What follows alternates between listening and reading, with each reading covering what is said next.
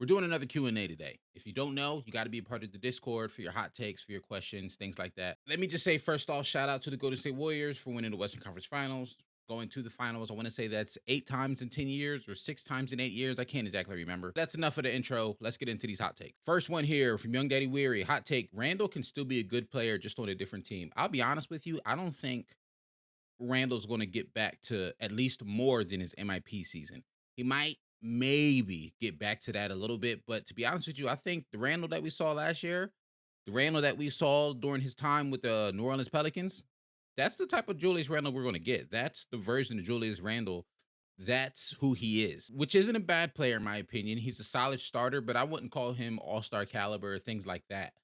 I don't think we'll see him make an all-star team again. I'll be honest with you. Rudy Gay says, and this is wild, AI would be slightly better than Reggie Jackson in today's era. I don't know how old you are, Rudy underscore Gay, but this is telling me you did not watch Allen Iverson. And this is coming from somebody who I wasn't even, during Allen Iverson's peak, I wasn't really watching basketball. I wasn't watching basketball 01, 02, 03. I'll be honest with you. But I saw enough of him, at least the tail end of his peak during his Denver years. Nah, he's better than Reggie Jackson. That's disrespectful. Theory comes back and says Giannis would run the 90s. I don't know if I'd say run, but I think he'd fit in very well. Just the same conversation, I think I had said this about a week ago, that Giannis is modern day Shaq. And we saw what Shaq did in the 2000s. I think that would translate to the 90s easily. Weary says Zach LaVine is going to leave the Bulls to get his bag. This is an interesting one to me because honestly, going into this offseason, I just knew. I was like, oh, the Bulls are going to run it back. Zach LaVine's going to re-sign. They're going to give him max contracts. I didn't see a world where they don't keep Zach LaVine. Because I may be mistaken here. I haven't looked into it that much, but I'm pretty sure they have the opportunity to go into the luxury tax to match whatever contract he needs. Matter of fact, let me double check. Oh, wow. Zach's an unrestricted free agent. I thought he was a restricted free agent. So technically, yeah, Zach can go wherever the heck he wants to go. I'm a little nervous then if I'm the Bulls. I think they're going to offer him as much money as possible. But to be honest with you, if there's an opportunity for a better situation, like a situation that he thinks he has the opportunity to win a championship, he might go for it. I would love to see the Bulls continue to grow, continue to do better. But I don't know exactly how they could make that team better to be an actual title contender that Zach LaVine will want to stick around on. Now, Zach LaVine's 27 years old. He's entering his prime. I can see him trying to go get a bag and play for a legit title contender. That would suck for the Bulls, though. Baby Rage says, Jimmy Butler is the closest thing we have to 2019 Kawhi right now.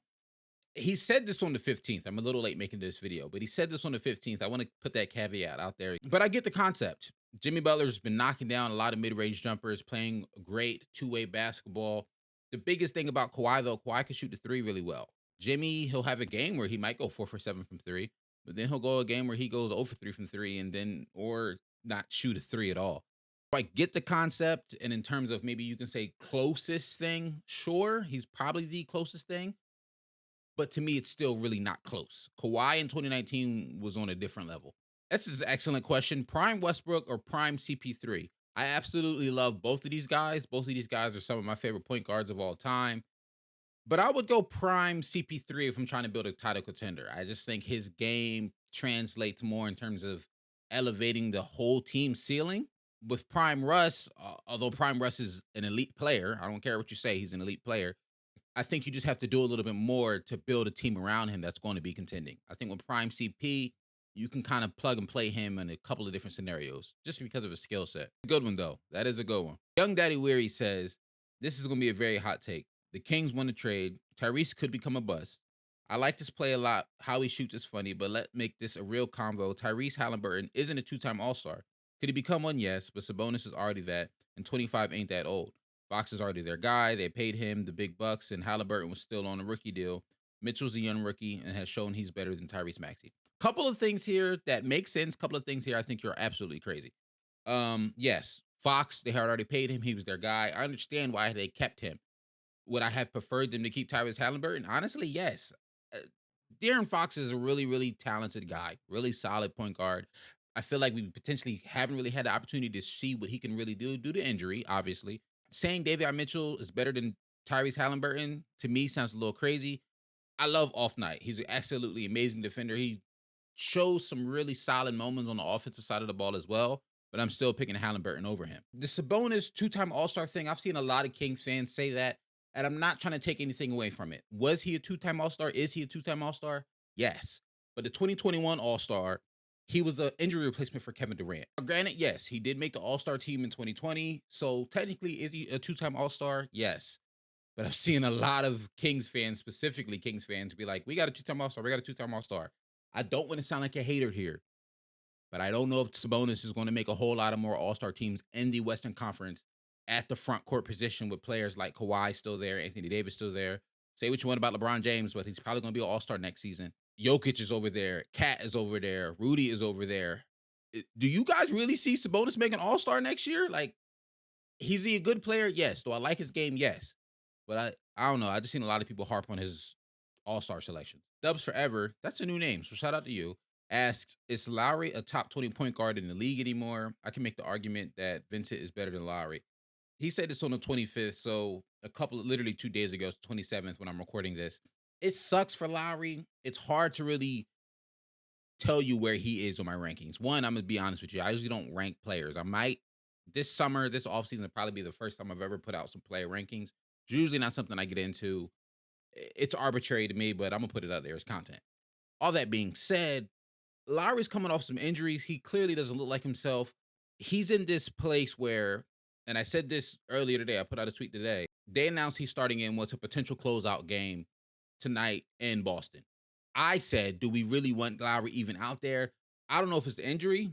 I don't know if it's age. It's probably a combination of both, but he doesn't look like himself. He doesn't really look good at all out there on the court. He's slow. His first step isn't there. So with that, I mean, his defense isn't what it used to be. His off the dribble speed isn't what it used to be. And he was never really crazy fast in the first place, but being slower doesn't help. So is he a top 20 point guard in the league right now? I mean, you could say maybe. If you say yes, he's probably like 15 down. He's probably 20 or 19.